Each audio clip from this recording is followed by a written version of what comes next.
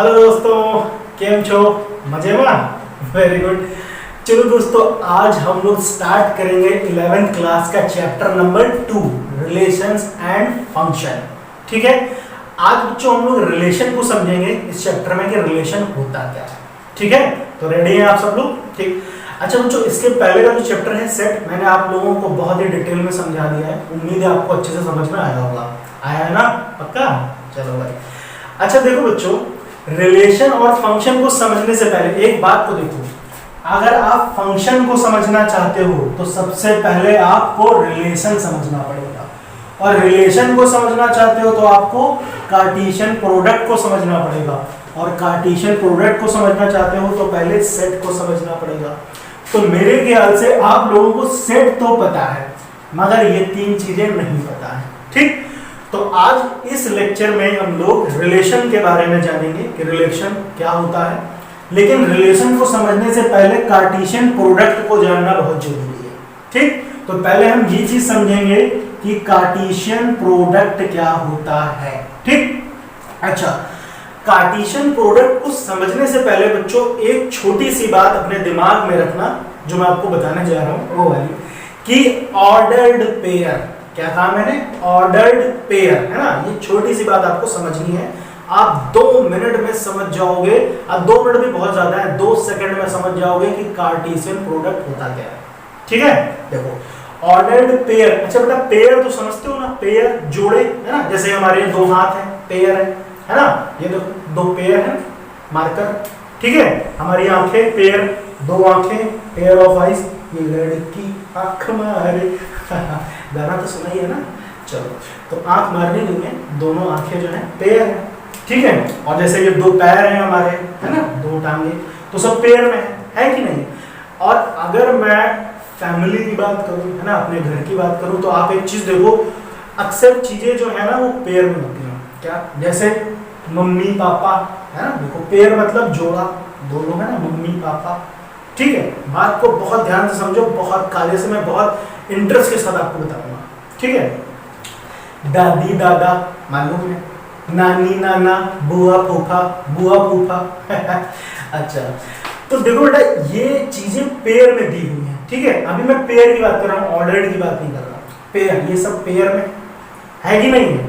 ठीक है, और अगर बच्चे देखो, इसका ऑर्डर क्या है? इसमें मम्मी पहले, पापा बाद में है, दादी पहले, दादा बाद में है, नानी पहले, नाना बाद में है, बुआ पहले और फूफा बाद में। अगर मैं इसका ऑर्डर चेंज कर दूं, चेंज करने का मतलब, अगर मैं पापा को पहले बोल दूं और मम्मी को बाद में बोल दूं, तो क्या कोई आसमान फट जाएगा? मतलब तो वही रहेगा ना, मम्मी पापा को हो या पापा मम्मी को हो, कोई फर्क पड़ रहा है क्या? कोई फर्क नहीं पड़ रहा। जैसे दिया ना बुआ फूफा, तो अगर मैं फूफा को पहले बोल दूं और बुआ को बाद में बोल दूं, तो क्या बुआ गुस्सा हो जाएगी? क्या कुछ नहीं होगा, है ना? दोनों का मतलब सेम ही है, कोई दिक्कत नहीं। लेकिन यहाँ पे मैंने ऑर्डर बदल दिया, पापा को पहले, मम्मी को बाद में, इसमें तो कोई फर्क नहीं पड़ा, कोई फर्क नहीं पड़ा।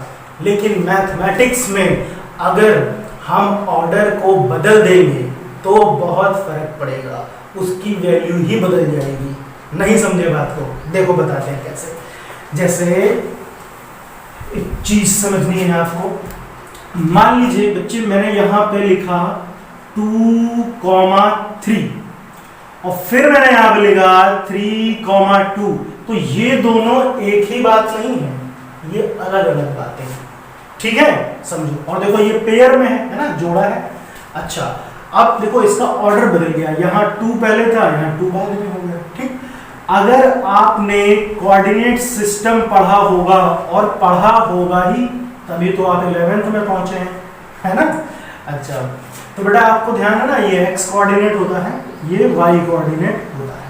ठीक है, तो अगर मैं यहाँ पर देखो नंबरिंग करता हूँ, ये 1 2 3 4, यहाँ पे भी 1 2 3 4, मैं कहूँ 2,3, ये दिख रहा है 2 3, इसकी पोजीशन बताओ, तो आप आराम से भैया x पे पहले, क्योंकि पहले x कोऑर्डिनेट को लिखा जाता है, तो पहले 2 पे गए और फिर 3 पे है, ये है ना? ऐसे तो जाओगे, तो ये पॉइंट मिल गया हमें 2,3। मिल गया कि नहीं मिल गया? ठीक है, 2, 3 ये पॉइंट हो गया। इसको मैं लिख लेता हूँ 2, 3। अब मैं कहूँ 3, 2 बताओ तो भैया देखो x पे आप 3 गए और y पे आप 2 आओगे। आओगे कि नहीं आओगे? तो ये वाला पॉइंट जो है वो क्या कहा जाएगा? 3, 2। क्या ये दोनों का मतलब सेम है? अलग अलग मतलब है। तो यानी यहाँ पे ऑर्डर्ड अगर चेंज हो जाए, ऑर्डर बदल जाए, तो उस पूरी की पूरी कहानी ही बदल जाएगी। ठीक है, फैमिली में इन ऑर्डर से कोई दिक्कत नहीं है कि आप आगे पीछे बोलो, लेकिन मैथमेटिक्स में अगर आपने ऑर्डर बदला तो वैल्यू बदल जाएगी। ठीक है, तो ऑर्डर्ड पेयर तो मेरे ख्याल से आपको समझ में आ गया होगा कि अगर हम ऑर्डर बदलेंगे तो उसका मतलब अलग हो गया ना, वैल्यू ही बदल गई, पोजीशन ही बदल जाएगी। ठीक है, अच्छा अब ऑर्डर पेयर के बाद ये समझ में आ गया आपको। ठीक है, अगर आपको उसको लिखना है तो लिख लेना, वैसे तो कोई दिक्कत नहीं है, आप समझ गए होंगे। ठीक, अच्छा अब यहाँ पर देखो हमने क्या समझा, कार्टेशियन प्रोडक्ट की बात करी। ठीक, कार्टेशियन प्रोडक्ट क्या होता है, अब ये चीज हम बहुत कायदे से समझेंगे। जैसे मान लीजिए बच्चे आपको एक सेट दे दिया जाए ए, एक सेट ए है जिसमें कुछ एलिमेंट ले लिए हमने, कोई भी एलिमेंट मान लो 2, 4, 6 ऐसे एलिमेंट ले। ठीक है, और उसके बाद में मैंने एक सेट और ले लिया बी, और इसमें भी कोई एलिमेंट मान लो, जैसे एलिमेंट ऐसे दिए हैं P, Q, R है ना, ऐसे दिए हैं एलिमेंट मान लेते हैं। ठीक है, ठीक।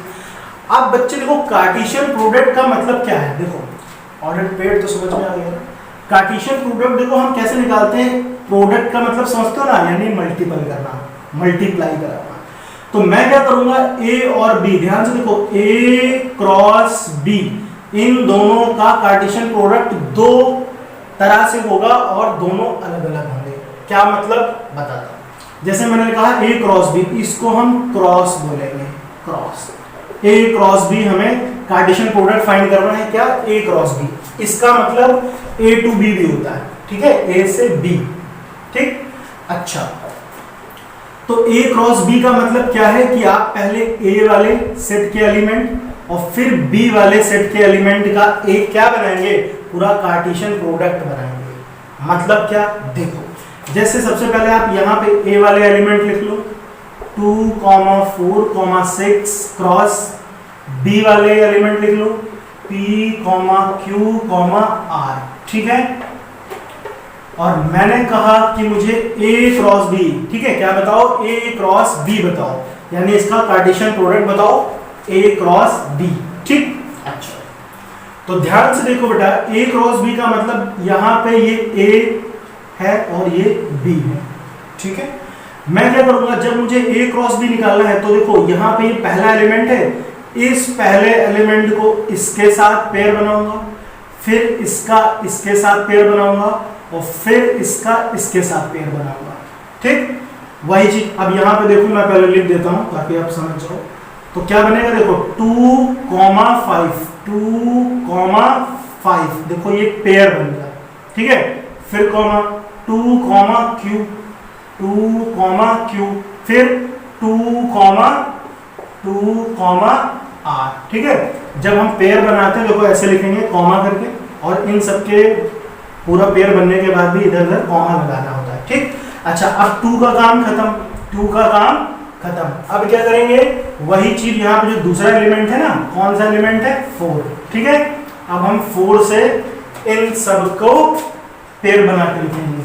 ठीक, तो 4 को P के साथ, 4 को Q के साथ, 4 को R के साथ। ठीक है, तो क्या आएगा, ये हो जाएगा बच्चे 4, P, 4, Q, 4, R। बहुत ध्यान से समझना। अब 4 की भी कहानी खत्म है ना, 4 की कहानी खत्म। अब किसके साथ चलेगा ये, अब 6 के साथ चलेगा। तो क्या आएगा, अब आप आराम से बता सकते हो यहाँ पे क्या आएगा, 6, P, 6, Q एंड 6, R। इतनी बात समझ में आई।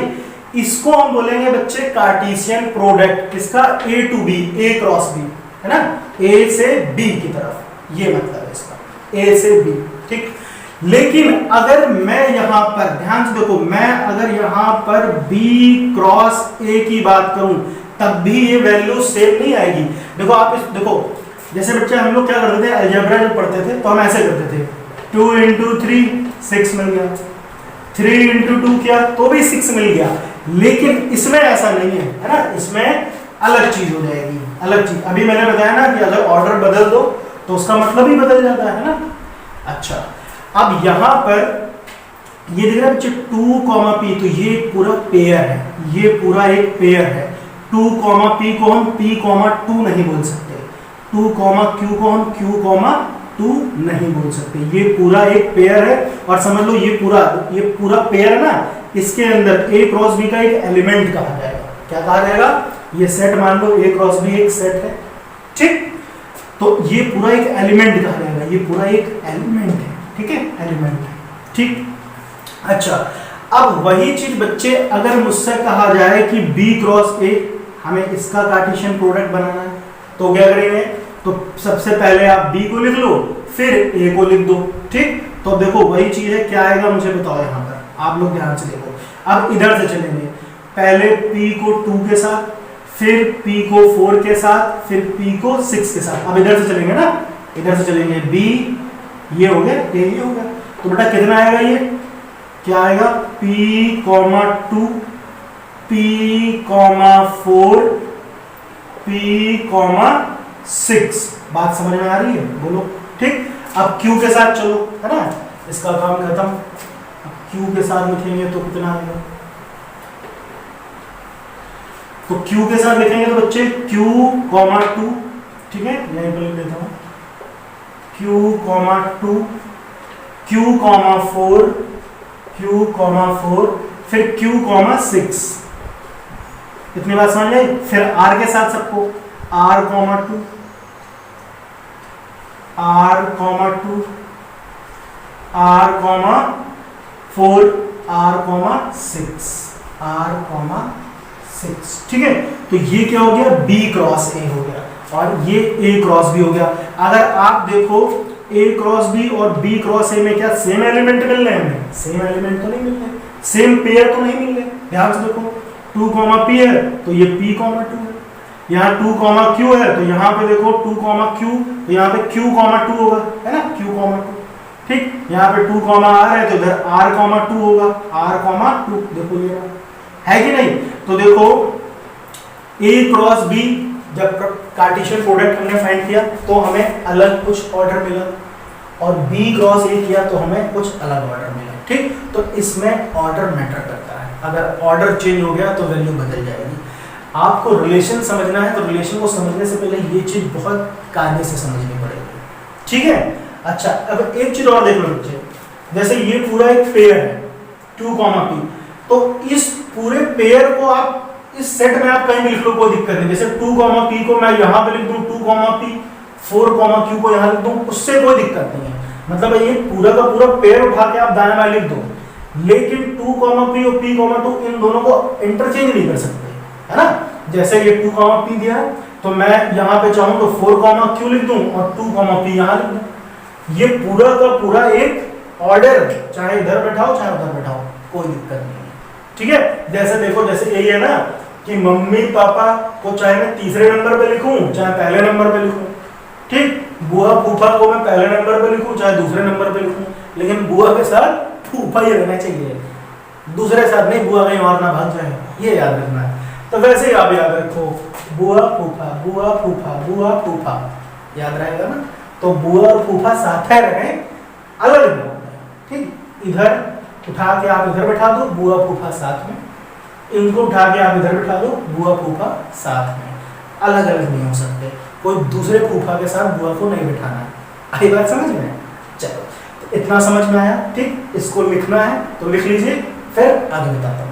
उसके बाद में बच्चों, अगर आपको मान लीजिए ऐसे कार्टेशियन प्रोडक्ट दे दिया गया, A क्रॉस B दे दिया गया, ठीक, ये पूरा ऐसे हमें गिवन होगा, और कहे कि सेट A और सेट B बताओ, इसमें सेट A और सेट B क्या है, ठीक है। तो सेट तो पता ही होता है हमें कि सेट में क्या, एक वेल डिफाइंड कलेक्शन, और कोई भी एलिमेंट 2 बार नहीं आता सेट में, है ना, ये तो पता ही है, ठीक है। तो अब बच्चों अगर मैं कहूँ सेट A बताओ, ये आपको पूरा का पूरा कार्टेशियन प्रोडक्ट गिवन है, A क्रॉस B दिया हुआ है। तो बेटा ध्यान से देखो, जब हम सेट ए निकालेंगे तो याद रखना जो इसमें पहला देखो ए क्रॉस बी चला, यानी ए पहले और बी बाद में, तो इसमें जो भी एलिमेंट पहले आए हैं, पहले पेयर की बात नहीं कर रहा हूँ, एलिमेंट की बात कर रहा हूँ, ठीक है। जैसे पूरे पेयर में पहला एलिमेंट क्या है 2, यहाँ भी 2, यहाँ भी 2, तो 2 3 बार लिखेंगे क्या? सेट में कोई एलिमेंट बार बार लिखते थे? नहीं लिखते थे, तो यहाँ पे क्या आएगा 2 आएगा। अब मैं 2, 2 तो नहीं लिखूंगा 3 बार, नहीं लिखूंगा ना, 2 2 2 ये 2 आया, ठीक। यहाँ पे देखो पहला एलिमेंट क्या है 4 4 4, तो क्या आया 4 आया।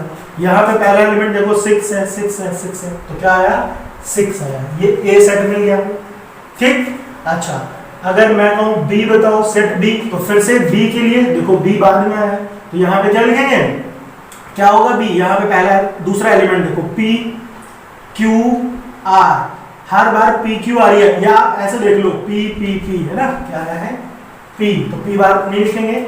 यहाँ पे देखो क्यू क्यू क्यू, तो क्यू तो बार बार नहीं लिखेंगे, आर आर आर, ठीक है, ऐसे होगा। अगर आप ऐसे भी देखोगे पी क्यू आर, तो वही चीज बार बार रिपीट हो रही है पी क्यू आर, तो बार बार थोड़ी लिखेंगे। तो अगर मुझे कार्टेशियन प्रोडक्ट दिया जाए तो मैं सेट बना सकता हूँ, सेट दिया जाए तो मैं कार्टेशियन प्रोडक्ट बना सकता हूँ कि नहीं बना सकता हूँ, ठीक है।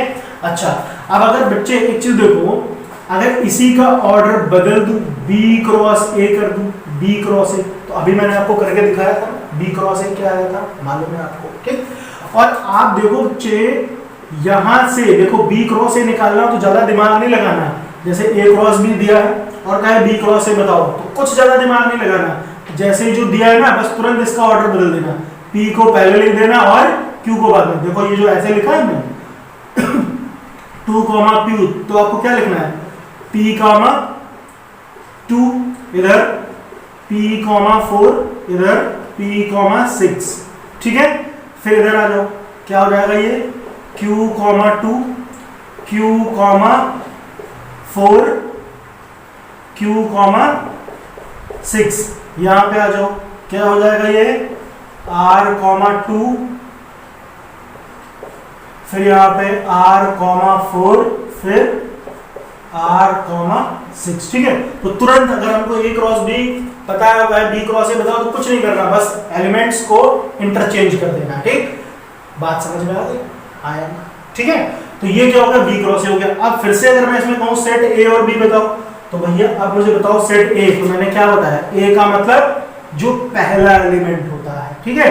ए तो पहले यहाँ पे तो बी आया है ना, तो चलो पहले बी को निकाल लो, कोई दिक्कत नहीं, बी को बताओ फिर ए को बता लो।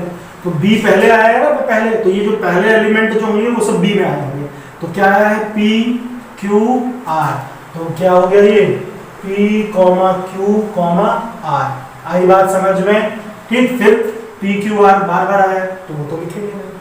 फिर ए की बात करो, ए का मतलब जो सेकंड वाला एलिमेंट होगा पेयर में, तो 2 2 2 4 4 4 6 6 6, तो क्या हो गया 2, 4, 6, तो देखो वापस हमें फिर से वही चीज मिल गई। तो A क्रॉस B दिया हो तो भी सेट A भी बता सकते हैं, B क्रॉस A दिया हो तो भी हम सेट A और B बता सकते हैं। इतनी बात समझ में आ गई। तो बेटा ये था कार्टेशियन प्रोडक्ट का फंडा, ठीक। अब समझते हैं रिलेशन क्या होता है, इसको आप लिख लीजिए। अच्छा बच्चों, रिलेशन को समझने से पहले एक बात थोड़ा और जान लेते हैं कि जो कार्टेशियन प्रोडक्ट होता है ना, हम उसको दो तरह से और बता सकते हैं, रिप्रेजेंट कर सकते हैं, ठीक है। जो पहला तरीका होता है उसको बोलते हैं एरो रिप्रेजेंटेशन, और दूसरा होता है ग्राफिकल रिप्रेजेंटेशन, ठीक। तो इन दो तरीके से भी, जैसे मैंने लिखा था ए क्रॉस बी, तो ए क्रॉस बी को हम इसके जरिए भी पता कर सकते हैं, ठीक है। जैसे देखो एरो रिप्रेजेंटेशन में क्या होता है, पहले इस चीज को ध्यान से समझना है। एरो रिप्रेजेंटेशन में हम क्या बनाते हैं, ऐसे दो बड़े से ओवल शेप में बना लेते हैं, ठीक है। क्या बोलेंगे इसको, मुर्गी का अंडा समझ लो दो मुर्गी के अंडे बनाए एरो रिप्रेजेंटेशन में, ठीक। और इसमें आप एलिमेंट लिख लो, है ना। थोड़ा इसको छोटा कर देता हूँ ताकि नीचे थोड़ा जगह मिल जाए, ठीक है। ये हो गया, इसको भी थोड़ा सा छोटा कर लेते हैं, ठीक है। ये बना लिया हमने दो मुर्गी के अंडे, ठीक। अच्छा ये मान लो A है, ये मान लो B है, क्योंकि मैं A क्रॉस B का एरो रिप्रेजेंटेशन कर रहा हूं। अगर बी क्रॉस ए का करूं तो बी को इधर ए को उधर लिख दो, कोई दिक्कत नहीं। ठीक, मान लीजिए ए में जो सेट अभी एलिमेंट क्या थे 2 4 6, ठीक है, इसमें क्या माना था मैंने P Q R ऐसे है। ठीक, अब एक चीज ध्यान से समझना, जब मैं एरो रिप्रेजेंटेशन कर रहा हूं और मुझे क्या बताना है A क्रॉस B बताना है ना, A क्रॉस B पता करना है, तो बात को बहुत ध्यान से समझना। एरो रिप्रेजेंटेशन में क्या होता है बेटा, ये जो पहला एलिमेंट है ये इन तीनों के साथ ऐसे, इसके साथ, इसके साथ, इसके साथ, इसको क्या बोलते हैं इमेज, यानी 2 की इमेज, 2 की 3 इमेज हो गई P Q R, ठीक है, 2 की image P Q R, 3 image हो गई, ठीक है, इधर वाले को इमेज बोल रहे हैं, ऐसे एरो बनाया मैंने। तो 2, P 2, Q 2, R, क्या लिखूंगा मैं यहाँ पे 2, P 2, Q और 2, R, यही चीज आएगी। फिर 4 से इन तीनों का करेंगे, है ना, एरो, देखो ये एरो बनना है, एरो रिप्रेजेंटेशन, एरो के द्वारा रिप्रेजेंट करना है इसको।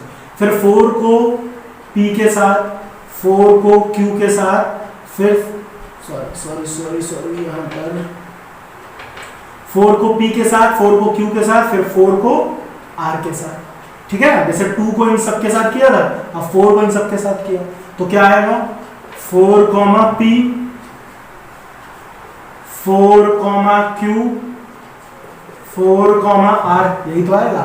फिर 6 को इन तीनों के साथ, ठीक है ना, 6 को P के साथ, 6 को Q के साथ, 6 को R के साथ, तो क्या आएगा 6, P 6, Q 6, R, ठीक है। तो देखो वही हमको चीज मिली, A क्रॉस B मिला कि नहीं मिला, देखो अभी जैसे हम निकालते थे पहले, निकालते थे ना, तो देखो वही चीज आ रही थी 2, P 2, Q 2, R, यही सब आया कि नहीं आया, ठीक, 4, P 4, Q 4, R, इसी तरह ही। तो ये हमने एरो के द्वारा दर्शाया, बताया।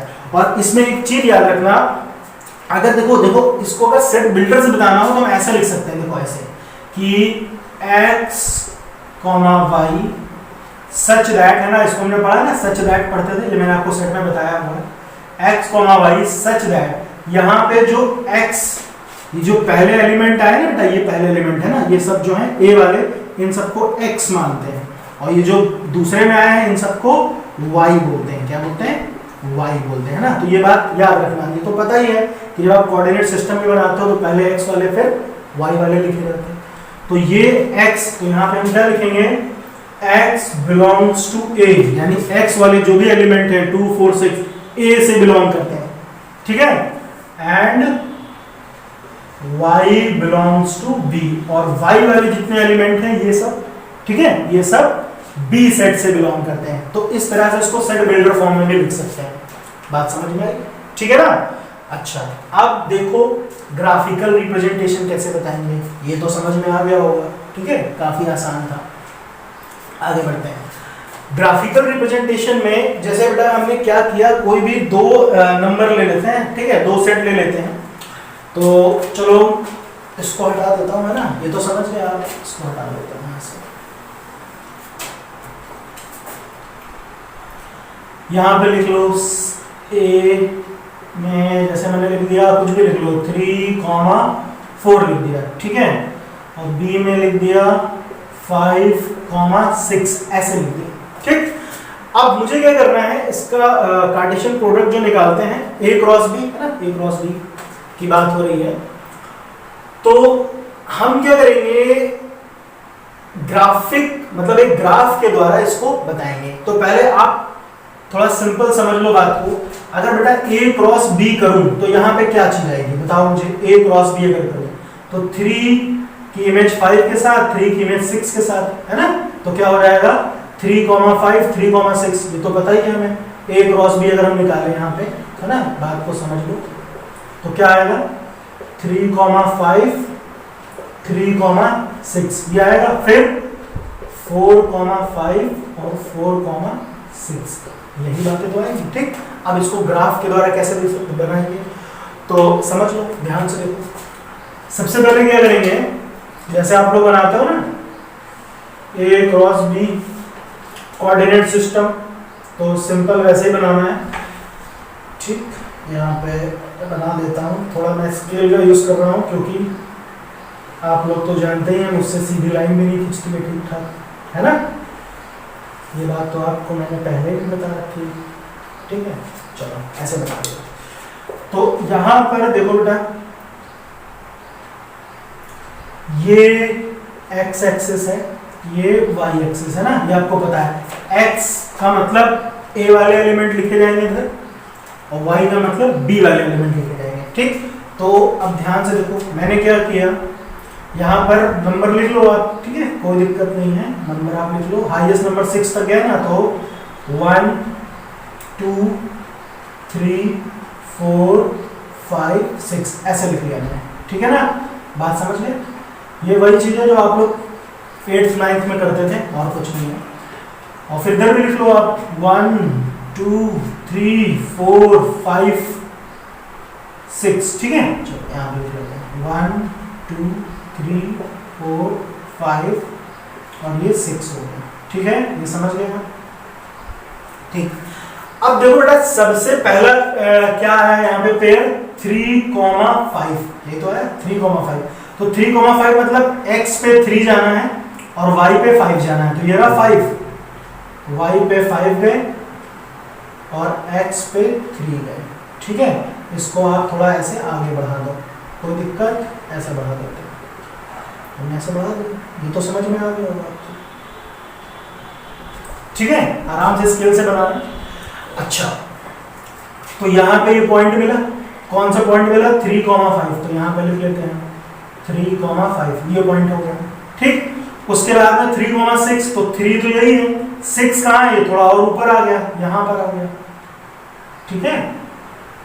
ये यहाँ पर हो गया, आप देख पा रहे हैं ना, ये चीज है, देखो 3 और ये 6 यहाँ पर आ गया, ठीक है। तो यहाँ पर मैं लिख देता हूँ 3,6, ये समझ में आया, 3,6, ठीक है।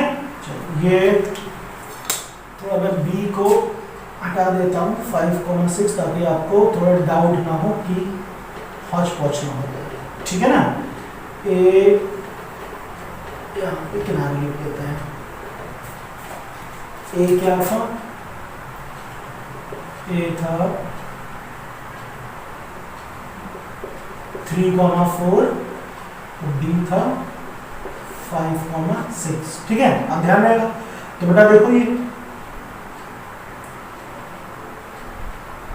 ये बात समझ में आई, ये हो गया 3,6, ठीक, 3,6। उसके बाद में क्या है 4,5। अब बताओ 4,5 कहाँ आएगा, 4 x पे 4 जाना है, y पे 5 जाना है, तो 5 तो यही है, x पे 4 आ जाओ, यानी ये पॉइंट कहाँ हो गया, यहाँ हो गया कि नहीं हो गया। इसको आप ऐसे ऊपर आगे कर दो, समझ गए, ठीक है। तो इसको भी हटा दूं, ये तो समझ में आ गया ना, इसको आप नोट कर लेना, कोई दिक्कत नहीं है ना, ताकि थोड़ा सा समझ जाओ आप लोग, और कोई दिक्कत नहीं है।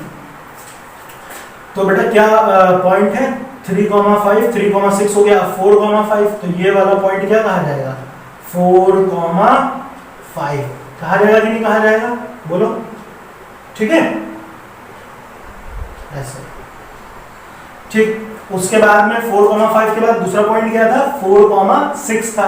तो देखो ये 4 है और 6 ये है, तो पॉइंट कहाँ मिलेगा, यहाँ मिलेगा 4,6, ठीक। तो ये क्या हुआ, ग्राफिकल रिप्रेजेंटेशन हुआ, एक ग्राफ के द्वारा मैंने इसको करके बताया, ठीक। और आपके सीबीएसई के कोर्स में, है ना, सीबीएसई कोर्स में इस टाइप के क्वेश्चन बहुत कम है, ठीक है। शायद ही कोई एक आध क्वेश्चन होगा तो मैं बताऊंगा, ठीक। लेकिन मेरा काम आपको कॉन्सेप्ट सिखाना है, ठीक है। आपको ज्यादातर जो क्वेश्चन मिलेंगे एरो रिप्रेजेंटेशन पे मिलेंगे, ठीक है। तो आपको दोनों सीख लो, काम ही आएगा। बात समझ में आई। तो ये दोनों बातें समझ में आ गई कि अगर a 3,4 है और b 5,6 है, तो भैया इसका Cartesian product a cross b निकाला है मैंने, है ना, b क्रॉस a कहूंगा तो फिर अलग बन जाएगा। तो a क्रॉस b देखो क्या, 3,5 3,6, 4,5 4,6, ऐसे भी हम बता सकते हैं ग्राफ के जरिए, है ना, ग्राफ बना के हम बता सकते हैं। तो मेरे ख्याल से दोनों बातें आपको समझ में आ गई होंगी, क्लियर है, ठीक है। चलो अब आते हैं रिलेशन पे कि रिलेशन क्या होता है, इसको आप नोट कर लीजिए। तो अब देखिए बच्चों, रिलेशन का क्या मतलब है, ठीक है ना। ध्यान से देखिए relation is a subset of Cartesian product, ठीक है। कार्टेशियन प्रोडक्ट का सबसेट होता है रिलेशन, सबसेट तो मैंने सिखाया है आपको, ठीक है ना। तो देखो इसीलिए मैंने कहा था कि रिलेशन को समझने से पहले कार्टेशियन प्रोडक्ट समझना पड़ेगा, क्योंकि रिलेशन कहां से बना है, हाँ कार्टेशियन प्रोडक्ट से बना है। तो कार्टेशियन प्रोडक्ट तो समझ में आ गया, तो रिलेशन तो एकदम समझ में आ जाएगा, ठीक है। तो देखो रिलेशन को समझने के लिए दो बातें आप ध्यान रखिएगा, क्या कि रिलेशन हमेशा कार्टेशियन प्रोडक्ट से ही बनाया जाता है, ठीक है। कार्टेशियन प्रोडक्ट से ही बनाया जाएगा जो भी होगा, ठीक। और आपको रिलेशन हमेशा डिफाइंड होगा, रिलेशन जो भी है वो ऑलरेडी आपको डिफाइंड होगा। डिफाइंड होगा मतलब A टू B, कहने का मतलब आपको A क्रॉस B बताना है, B टू A या A to A, relation A से A में भी हो सकता है, ठीक है। जैसे A टू B मतलब A cross B, B to A मतलब B cross A to A मतलब A क्रॉस A, यानी एक ही सेट दे देगा A का A के साथ रिलेशन। अभी मैं इन तीनों पे क्वेश्चन करा रहा हूं, परेशान मत हो, ठीक है। तो ध्यान से देखो, जैसे देखो बेटा ये क्वेश्चन दिया है, क्या क्वेश्चन है कि एक सेट A है 2, 4, 6, B है 1, 2, 3, ठीक है। ये दो सेट है और रिलेशन डिफाइंड है, कहां डिफाइंड है, A टू B, ठीक है। देखो A टू B, ठीक है, A टू B में डिफाइंड है। तो सबसे पहले देखो रिलेशन कार्टेशियन प्रोडक्ट का सबसेट होता है, तो सबसे पहले मैं क्या निकालना पड़ेगा, इसका कार्टेशियन प्रोडक्ट, और A टू B कहा गया इसलिए A क्रॉस B निकालूंगा। तो भैया A क्रॉस B क्या होगा, अभी मैंने सिखाया आपको, है ना। 2 इन सब के साथ, फिर 4 इन सब के साथ, फिर 6 इन सब के साथ, तो कितना आएगा ये 2, 1, फिर 2, 2, 3, ठीक है। फिर 4 पे आते हैं, तो यहीं से लिख देता हूं 4, 1, 4, 2, फिर 4, 3, ठीक। फिर 6 पे आते हैं,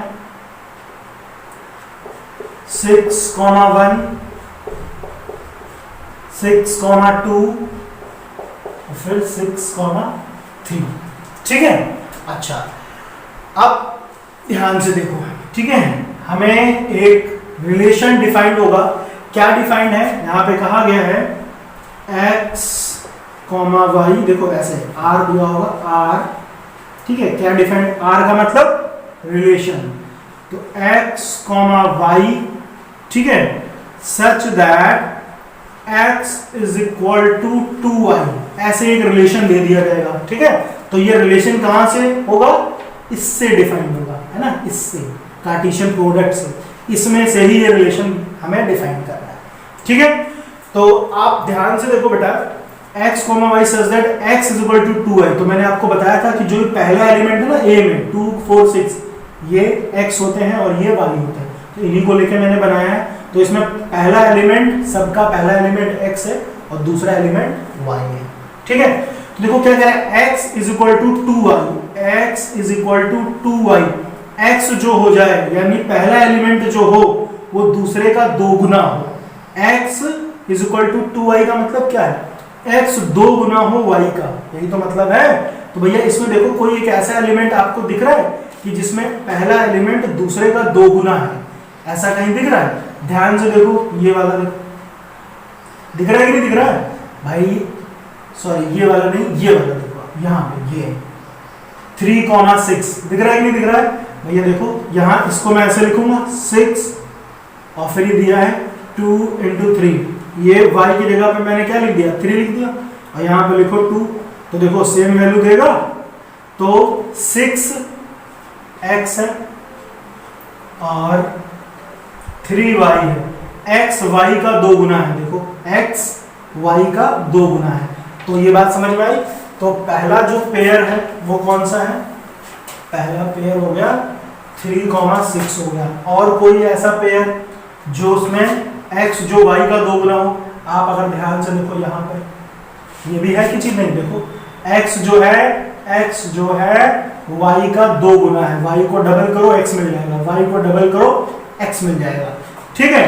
तो हम इसको कैसे लिखेंगे, क्या हो जाएगा, इसमें 2 एलिमेंट आए 4, 2 और 6, 3। ठीक है, अच्छा बच्चे ये कौन सा फॉर्म है, ये कौन सा फॉर्म है, सेट बिल्डर फॉर्म है ना, याद करो सिखाया था ना, this is set builder form. तो यहाँ पे याद रखना सेट बिल्डर फॉर्म है, ठीक है ना। अच्छा ये कौन सा फॉर्म आया, ये जो हमने निकाला आंसर एक्चुअल में एलिमेंट्स लिखे, तो इसको क्या बोलेंगे, टैबुलर फॉर्म, टैबुलर फॉर्म या फिर रोस्टर फॉर्म, है ना, ये चीज तो आपको पता है।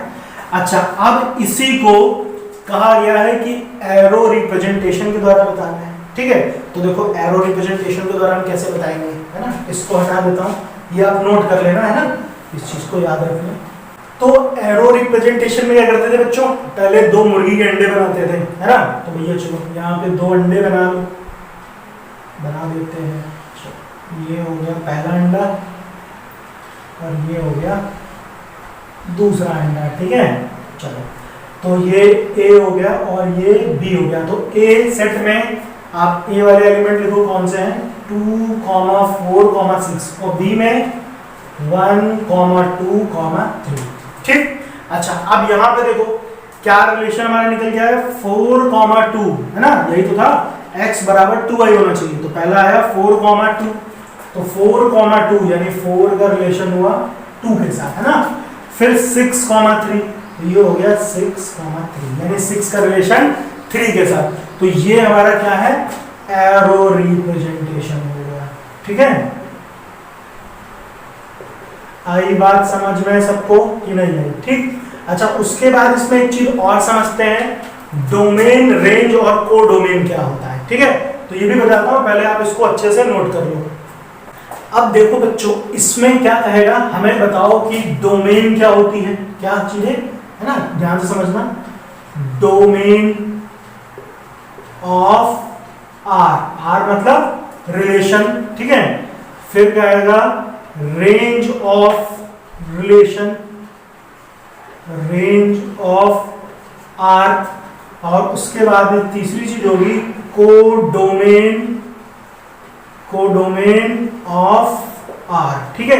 ये 3 बातें ध्यान से समझो। देखो क्या है, रिलेशन डिफाइंड होने के बाद, देखो रिलेशन डिफाइंड हो गया, अभी क्या रिलेशन था, x बराबर 2i, यही था ना, रिलेशन डिफाइंड हो गया। जैसे a to b, b to a या a to a, कोई भी रिलेशन डिफाइंड होने के बाद सेट a में, अब अगर a to b relation defined हुआ तो सेट a, अगर b to a डिफाइंड हो तो a की जगह पे b हो जाएगा, है ना, जो भी पहला होगा। जैसे अभी इस क्वेश्चन में क्या था, a to b था ना, तो a में, a की बात हो रही है, सेट a में x वाले एलिमेंट को डोमेन कहते हैं, x वाले एलिमेंट। तो जिनका देखो आंसर क्या निकला था, 4 को 2 के साथ, 6 को 3 के साथ, तो x वाले एलिमेंट कौन से थे, 4 और 6 ही तो थे, यही तो थे। तो डोमेन क्या हो गया, 4, 6, बात समझ में आई, ठीक है। अच्छा y पे आते हैं, तो सॉरी दूसरे पॉइंट पे आते हैं, y वाले एलिमेंट्स को रेंज कहते हैं। जब सेट डिफाइंड हो गया तो ध्यान से देखो, y वाले एलिमेंट ये हैं, x वाले ये थे। देखो हमेशा डोमेन, रेंज और कोडोमेन रिलेशन डिफाइंड होने के बाद ही निकालेंगे, पहले नहीं बता देंगे, ठीक है। तो ये जो x वाले एलिमेंट थे, x वाले 4, 6, ये हो गए क्या, डोमेन। रेंज क्या हुए, y वाले एलिमेंट, y वाले b में लिखते थे ना, तो ये हो गए 2, 3, ठीक है।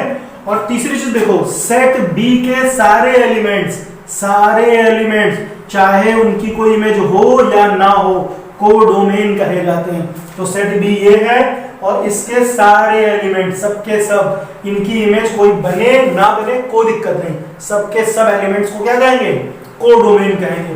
तो इसमें कोडोमेन क्या हो गया, यहां पर लिख देता हूं मैं 1, 2, 3, तीनों एलिमेंट, ठीक है। तो कोडोमेन, डोमेन, रेंज, तीनों बातें समझ में आई। और एक चीज देखो, रेंज जो होती है बेटा, रेंज और कोडोमेन दोनों सेट बी से ही निकलता है। तो रेंज जो होती है हमेशा कोडोमेन का सबसेट होती है। भाई देखो 2, 3, 1, 2, 3 का सबसेट होगा कि नहीं होगा, तो रेंज हमेशा कोडोमेन की सबसेट होगी। रेंज हमेशा कोडोमेन से छोटी या उसके इक्वल होगी, तो ये बात याद रखना। तो मैं यहां पर लिख दूं, ध्यान से देखो, range is a subset of किसका, कोडोमेन का। तो ये बात आपको याद रखनी है, कोडोमेन। ठीक, तो रेंज कोडोमेन की सबसेट होगी, वो उसके इक्वल भी हो सकती है ना, हो सकता है सारे एलिमेंट भर जाए, है ना, तो ऐसा भी हो सकता है। अभी मैं एक ऐसा क्वेश्चन कराऊंगा, ठीक है। तो डोमेन, रेंज, कोडोमेन, तीनों बातें समझ में आई, इसको ध्यान से नोट करो। क्लियर हुआ? अब देखो बच्चों, हमने क्या किया है ना, वही क्वेश्चन है जो पहले था। ए सेट ये है, बी सेट ये है, लेकिन रिलेशन इस बार डिफाइंड क्या है, B2A। रिलेशन आर मतलब रिलेशन डिफाइन है B2A। तो B2A डिफाइंड है, तो हमें क्या निकालना है, B क्रॉस A निकालना है ना, B क्रॉस A। तो कैसे निकालेंगे, अभी सिखाया था ना पहले, 1 को 2 के साथ, 1 को 4 के साथ, 1 को 6 के साथ। कितना आएगा, 1, 2, फिर 1 को 4 के साथ, 1, 4, 1, 6, ठीक है ना, ये तो आपको पता ही है, अभी मैंने आपको डिटेल में सिखाया ये चीज। ठीक, फिर 2 से आते हैं, 2, 2, 2, 4, 2, 6। तो ये हो जाएगा 2, 2, 2, 4, फिर 2, 6। ठीक, फिर 3 से बनाओ, तो कितना आएगा, 3, 2, 3, 4 और 3, 6। ठीक है, ये हो गया। ठीक, ये हमारा क्या आ गया, कार्टेशियन प्रोडक्ट आ गया B2A। ठीक है, अच्छा, रिलेशन क्या डिफाइंड है, तो इसमें एक रिलेशन डिफाइंड है, कहा गया है R X, Y such that, क्या कहा गया, such that X plus Y is equal to 5 बोल दिया गया। क्या कहा गया कि X और Y को अगर आप ऐड करो तो आपको 5 मिल जाए। तो अब आपको यहाँ पे देखो, X तो पता ही है ना, X first element, Y second element. अब ये मत देखना कि सर यहाँ तो A वाले को X कहते थे, B वाले को Y कहते थे, नहीं, अब उससे मतलब नहीं है, रिलेशन B2A हो गया। अब B में जो भी है, पहला B में जो भी है वो X है, और A में जो भी है वो Y है। ठीक है, आप ऐसे याद रखो, जो रिलेशन डिफाइंड हो क्या है, ये इसमें पहला एलिमेंट X है और दूसरा Y है।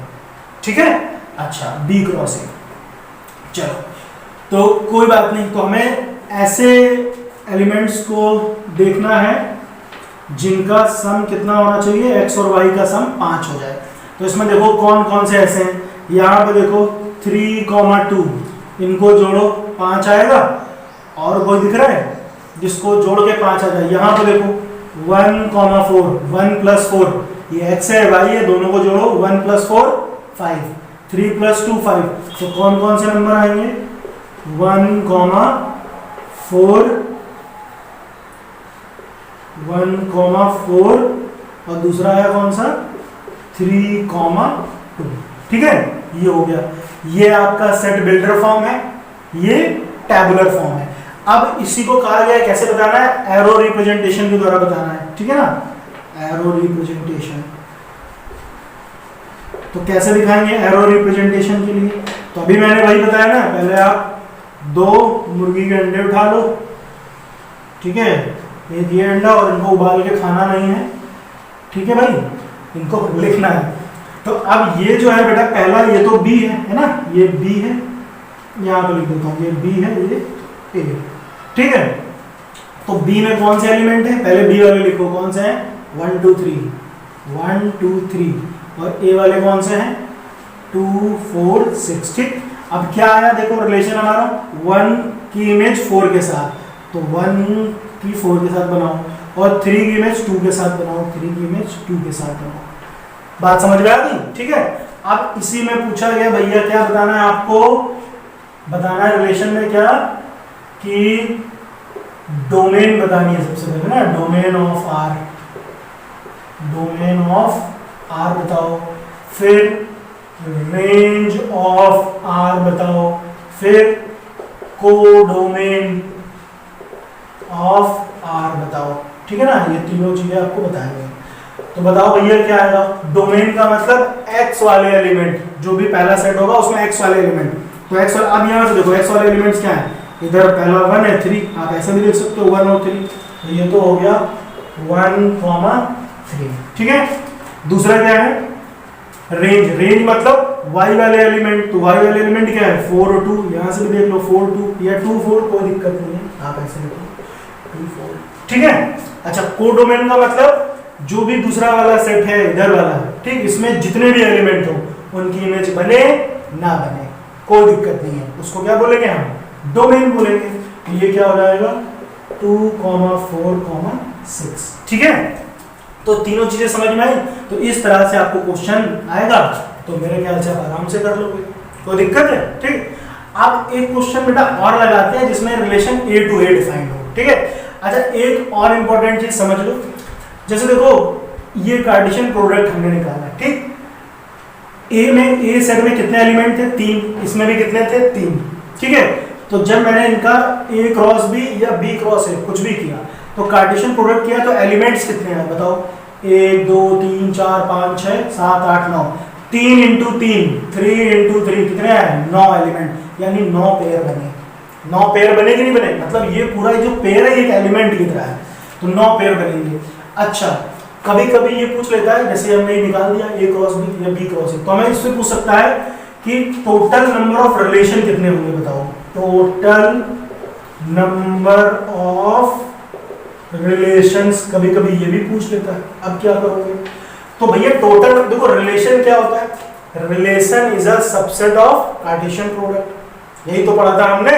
और अगर मान लो ध्यान से देखो, जैसे जैसे ये सेट दिया है D दिया, ठीक, मैं कहूं इसके कितने सबसेट बनेंगे, 1 2 3 है, कितने सबसेट बनेंगे, तो सबसेट वाला फार्मूला याद है, 2 की पावर n, ऐसे तो लिखते थे। तो n का मतलब कार्डिनल नंबर, तो यहाँ पे कितने एलिमेंट हैं, कितने एलिमेंट है, 3, तो इसके कितने बनेंगे, 8 सबसेट बनेंगे। तो रिलेशन भी तो एक सबसेट ही तो है, किसका, कार्टेशियन प्रोडक्ट का। तो भैया ये पूरा आया कार्टेशियन प्रोडक्ट, ठीक है, कार्टेशियन प्रोडक्ट। और इसमें एलिमेंट कितने हैं, एलिमेंट मतलब ये पूरे पेयर, पेयर कितने हैं, ध्यान से देख लो, जितने भी पेयर, इसमें 9 पेयर है, तो इसके number of relation, total number of relation कितने बन सकते हैं, 2 की पावर 9, ठीक है। और इसको आप सॉल्व कर लो, तो जो भी आएगा वो आंसर हो जाएगा, ठीक है ना, इतना तो कर ही सकते हो, ठीक।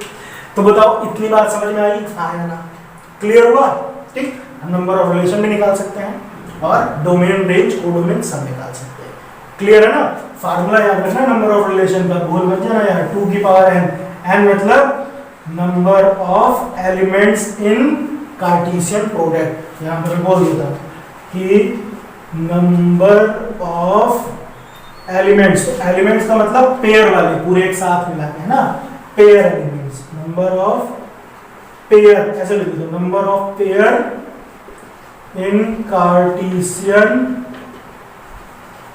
प्रोडक्ट, ठीक है। तो ये याद रहेगा, number of pair in Cartesian product, n का मतलब ये होता है, क्लियर हो गया, ठीक। चलो चल एक सवाल और लगा लेते हैं, ताकि अगर थोड़ा बहुत डाउट बचा है तो वो भी अच्छे से क्लियर हो जाए, ओके। तो अब देखो बच्चों, ये एक क्वेश्चन दिया हुआ है, क्या, सेट A दिया है हमें 2, 4, 6, रिलेशन क्या डिफाइंड है, A to A, A to A मतलब ये, और फिर इसी का ही रिलेशन है। तो A to A relation defined है, तो सबसे पहले हम कार्टेशियन प्रोडक्ट क्या निकालेंगे, A क्रॉस A निकालेंगे, है ना। जैसे A क्रॉस B होता था, उसी तरह A क्रॉस A हो जाएगा। तो भैया जैसे ये A दिया है, तो आप दूसरा भी यहाँ पे फिर से A लिख लो, है ना, ऐसे ये दिया तो यही एलिमेंट आप फिर से लिख लो, क्योंकि सेट A क्रॉस A है ना, A to A डिफाइंड है। तो अब बेटा A cross A Cartesian product क्या आएगा बताओ, तो मैंने अभी सिखा था ना, पहले 2 को इन तीनों के साथ, फिर 4 को इन तीनों के साथ, फिर 6 को इन तीनों के साथ, यही तो मतलब हो। तो क्या आएगा ये 2, 2, पहले 2 को 2 के साथ, 2, 2, 2, 4, 2, 6, ठीक है। फिर क्या होगा 4 का इन तीनों के साथ, तो क्या आएगा 4, 2, 4, 4, 4, 6, ठीक है। फिर 6 का 6, 2, फिर 6, 4, फिर 6, 6, ये बात समझ में आई, आ गई होगी मेरे ख्याल से, इतना तो कर ही लोगे, ठीक है। देखो 3 एलिमेंट टोटल 6 आए, 6 पेयर बने होंगे, 1 2 3 4 5 6, सॉरी 9 पेयर है ना, 3 इंटू 3 9, 6 नहीं अच्छा, तो देखो 9 है टोटल, गिन लो 6 3 9, ठीक है। अच्छा तो अब मान लीजिए बच्चे एक रिलेशन दे दिया गया है। क्या रिलेशन है कि x कॉमा वाई, ठीक है, कोई भी रिलेशन मान लो x comma y such that x minus y is equal to 0, ऐसे कह दिया गया। x पहला एलिमेंट है, y दूसरा एलिमेंट है, ठीक है, ये भी जो भी पेयर दिए हैं, तो पहले में से दूसरा एलिमेंट यानी x में से y एलिमेंट को माइनस कर दो, x में से y वाले को हटा दो तो 0 मिल जाए। ऐसा कोई पेयर तुमको यहाँ पे दिख रहा है, बताओ, कि जिसमें से माइनस करके 0 मिल जाए। तो ध्यान से देखो, ये देखो 2, 2 है कि नहीं भाई, आप 2 में 2 हटा दो, क्या मिलेगा, 0 मिलेगा। और कोई मिल रहा है 4, 4, फिर 6, 6, इसमें भी देखो 4 माइनस 4 करेंगे 0, 6 माइनस 6 करूंगा तो कितना मिलेगा, 0 मिलेगा कि नहीं मिलेगा, ठीक है, आगे बात समझ में। अच्छा, फिर तीसरी चीज इसको बनाना है एरो रिप्रेजेंटेशन के द्वारा, ठीक है, तो चलो भैया इसका एरो रिप्रेजेंटेशन करते हैं। तो उसके लिए क्या करेंगे, 2 मुर्गी के अंडे ले लो, जरूरी नहीं हर बार मुर्गी के लो, कोई और भी ले लो। शुतुरमुर्ग का तो बहुत बड़ा हो जाएगा, जिसमें बड़े ज्यादा एलिमेंट होगा ना तब शुतुरमुर्ग का अंडा बनाएंगे, अभी मुर्गी के अंडे से काम चला लेते हैं। अच्छा, एक छोटा एक बड़ा, दोनों बराबर कर दें यार, थोड़ा सा और बना लो, है ना, ये आप खुद से बना लेना आराम से। चलो, तो फिर से भैया ये A to A है ना, ये भी है हमारा A, ये भी मान लो A, ठीक है, इसको इधर लिख देता हूँ, समझ में आ गया ना, A to A। चलो, एलिमेंट क्या थे बच्चे, 2, 4, 6, 2, 4, 6, ठीक है। तो भैया देखो क्या रिलेशन बना, 2 का रिलेशन 2 के साथ, 4 का 4 के साथ, 2, 4, 6 है ना, यहाँ पे 4 का 4 के साथ, तो ये गया जिंग, यहाँ पे जिंग, ठीक है, बन गया कि नहीं बन गया। तो ये हमारा हो गया एरो रिप्रेजेंटेशन, ये हो गया सेट बिल्डर, ये हो गया रोस्टर फॉर्म। मैं बार बार नहीं लिखूंगा, बस याद रखना।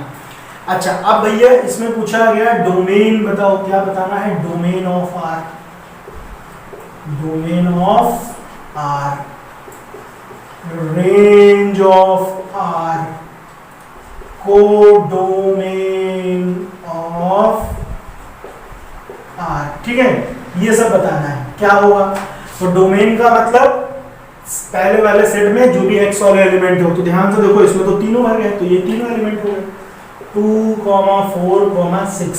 रेंज ऑफ आर, y वाले सेट बी में y वाले जो भी होंगे, तो कौन से हैं, 2, 4, 6, यही है 2, 4, 6, ठीक है, 2, 4, 6, ठीक है। अच्छा, कोडोमेन का मतलब सेट बी में, अब बी का मतलब जो दूसरा वाला सेट है ये वाला, इसमें जितने भी एलिमेंट हो सारे के सारे इमेज बने चाहे ना बने, तो इसमें तो सबकी बन रही है, तो सारे एलिमेंट वापस आ गए, 2, 4, 6। तो देखो इसमें डोमेन, रेंज, कोडोमेन सब के सब बराबर है कि नहीं, तो इसमें मैं domain equal to range equal to codomain बोल सकता हूँ कि नहीं बोल सकता, बोल सकता हूँ ना। अच्छा, मैं इसमें पूछूं नंबर ऑफ रिलेशन बताओ, नंबर ऑफ रिलेशन, रिलेशन तो समझ लो, देखो जैसे मैंने ये रिलेशन बनाया x minus y is equal to 0, और भी रिलेशन बन सकता है, जैसे देखो इसको मैं ऐसे नहीं लिख सकता x is equal to y, x और y बराबर हो तो भी यही आंसर आएगा, x और y बराबर हो, देखो 2, 2, 4, 4 सब बराबर ही है, तो इसको ऐसे भी तो लिख सकते हैं। और भी बहुत से बन सकते हैं रिलेशन, ठीक है, आप जो भी चाहो बना लो, ठीक है, कई रिलेशन बन जाएंगे। तो टोटल इसमें नंबर ऑफ रिलेशन कितने बनेंगे, यानी कितनी तरह से इसका क्वेश्चन आ सकता है, तो नंबर ऑफ रिलेशन कितने हो जाएंगे वापस 2, और नंबर ऑफ पेयर, कितने पेयर हैं, 9 पेयर हैं, तो 2 की पावर 9 जो भी आएगा हम मल्टीप्लाई कर लेना, यहाँ 2 × 2 × 2 × 2 9 बार, तो जो भी आएगा आंसर हो जाएगा। बात समझ में है कि नहीं है, ठीक है। तो ये आपका रिलेशन हुआ। अब मुझे बताओ रिलेशन में कोई डाउट है आपको, कायदे से समझ में आ गया होगा, आ गया कि नहीं आ गया। तो अब इसके जो इससे रिलेटेड जो क्वेश्चन है, ठीक है ना, आपके एक्सरसाइज में होंगे, उनको लगाओ, ठीक है। कोई डाउट हो कमेंट करके पूछो, बताएंगे यार, क्यों नहीं बताएंगे, पक्का बताएंगे, ठीक है। अब इसके अगले लेक्चर में बच्चे हम सीखेंगे कि फंक्शन क्या होता है, फंक्शन कितने तरह के होते हैं, ठीक है, और फंक्शन तो बहुत ही आसान है, 2 मिनट में समझ जाओगे, जैसे रिलेशन समझ गए, ठीक है, ओके, थैंक यू।